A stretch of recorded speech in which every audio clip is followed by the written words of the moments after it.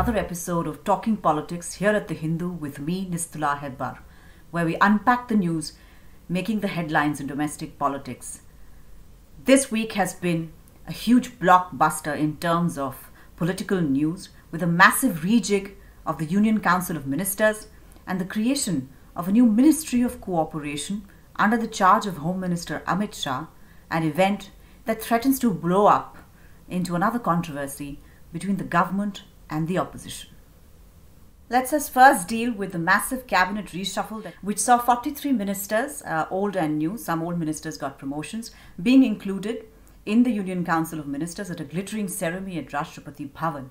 It also saw the dropping of 12 ministers, 7 cabinet and 5 ministers of state in this entire exercise. The dropping of the ministers perhaps made more noise than the ones who had been included. Among those who had been dropped was India's health minister for the entire COVID-19 pandemic period, Dr. Harshvardhan, India's law, information technology and communications minister, Mr. Ravi Shankar Prasad, India's environment and information and broadcasting minister, Mr. Prakash Javadekar, India's education minister, Mr. Nishank, Ramesh Pokhriyal Nishank, chemicals and fertilizers minister, D.V. Sadanand Gowda, and Labour Minister Santosh Gangwar.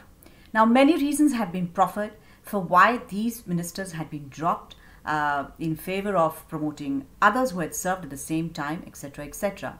Some of the reasons, I'll just go over some of the reasons, although one single reason has not been pinpointed as a reason why they've been dropped. Some of the reasons include the fact that the Indian government went up against big tech, but somehow seemed to be losing the narrative war. Big tech companies like WhatsApp, Twitter, etc. was seen to have made a strong case that the Indian government's actions would curb freedom of speech here, while the Indian government, which said that whoever serves in this country, does business in this country, needs to follow the laws of the sovereign state of India, was not carrying that much traction in the public narrative as it should have. So therefore, both Mr. Prasad and Mr. Javadekar got the axe as their respective portfolios dictated, that they became the face of this narrative war. Dr. Harshvardhan was seen as somebody who had not anticipated the horrific second wave that hit India in April and May. Whatever be these reasons, Prime Minister Modi seemed to have realized that especially when it came to COVID-19 and preparedness and anticipation, his government was seen as having a governance lag, a lack of statecraft and governance skill. Whatever his own reasons may have been for excluding certain ministers from his government going forward, the message, the big message was that these ministers were collateral damage in the government's exercise to say that they were pressing the reset button and going in for a course correction.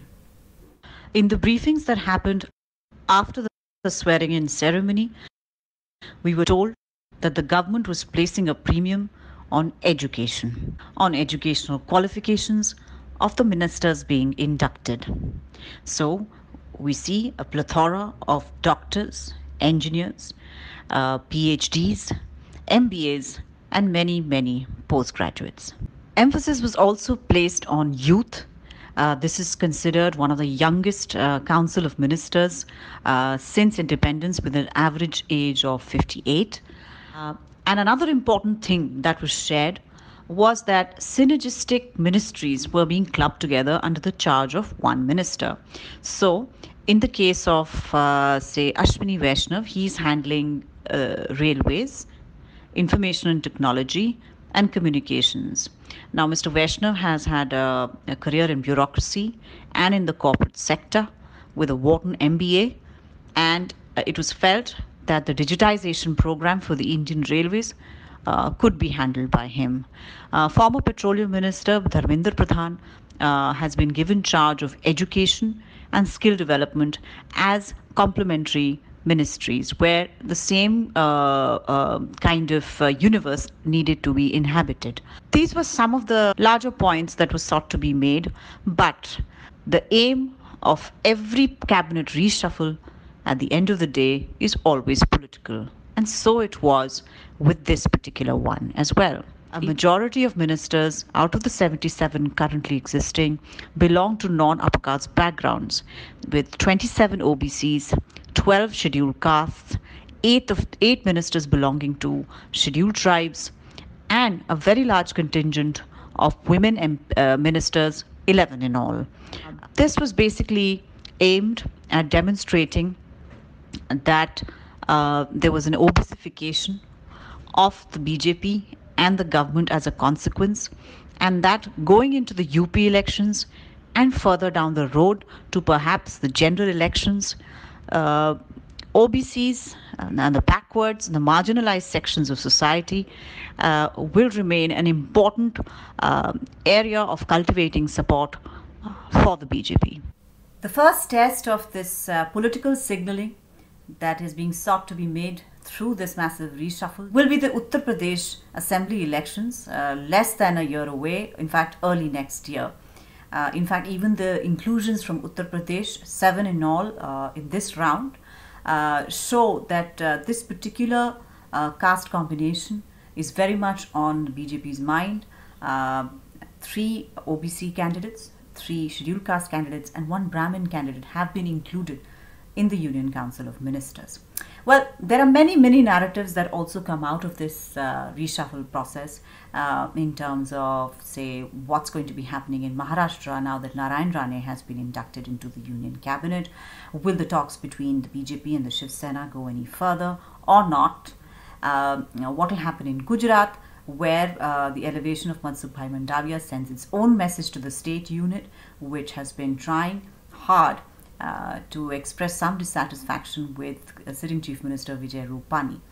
There is also another big narrative that is coming out on the replacements from the seats that have been made very vacant, including that of the Leader of the House in the Rajya Sabha, now that Thawarchand Gehlot, who used to occupy that position, has been made Governor of Karnataka. There are as many narratives as there were inductions in the Union Council of Ministers, but we can set aside that for a while, because there was one event which promises the buzz of the next big controversy to hit the relationship between the centre and the states and between the Treasury and the opposition benches in Parliament, and that is the setting up of the Ministry of Cooperation under the stewardship of Home Minister Amit Shah. Already, opposition leaders like Congress leader from Kerala, Ramesh Channithala, the CPIM General Secretary Sitaram Yechury, have accused the Union government of coming up with this ministry to legislate or to prepare a policy architecture for cooperatives, a subject which falls under the purview of state governments as an attack on federalism and an attempt to hijack cooperatives. Cooperative societies, let us be very clear, are not just about organizing farmers and grassroots level population in rural India, but are also used by political parties for ground level mobilization and the distribution of patronage. The entry of the central government, in this case, a central government ruled by the BJP, is creating a lot of unease in states, in different states, especially states ruled by the opposition parties like Kerala, Maharashtra, which apprehend that their strong cooperatives or their strong networks through these cooperatives will be compromised with the coming in of the centre and its own policy architecture. The monsoon session of Parliament begins on July 19th, and the opposition leaders have already prepared to oppose the government for the setting up of this ministry. After a blockbuster week in politics like the one that just went by, it seems a bit of an anticlimax to say goodbye. But I'll be back next week. Thank you for hearing me out.